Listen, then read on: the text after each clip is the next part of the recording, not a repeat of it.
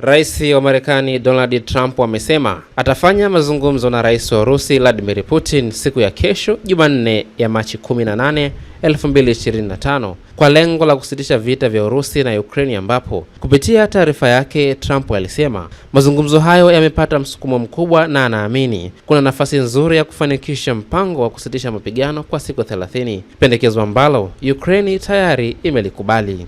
Trump amesema mazungumzo hayo yatahusisha masuala ya mipaka na mitambo ya nishati, akibainisha kuwa pande zote zimekuwa zikijadili mgawanyiko wa rasilimali fulani, ingawa Urusi bado inaendelea na mashambulizi katika eneo la Kursk ikijaribu kuwaondoa wanajeshi wa Ukraine waliopo huko kwa miezi kadhaa. Katika hatua nyingine, viongozi wa mataifa ya Magharibi akiwemo Waziri Mkuu wa Uingereza Keir Starmer wameonya kuwa vikwazo vipya vinaweza kuwekwa dhidi ya Urusi ikiwa haitakubali mpango wa kusitisha mapigano na nchi za G7. Pia zimeelezea wasiwasi wao kuhusu mazungumzo hayo, zikihimiza Urusi kuonesha nia ya dhati katika kufanikisha amani.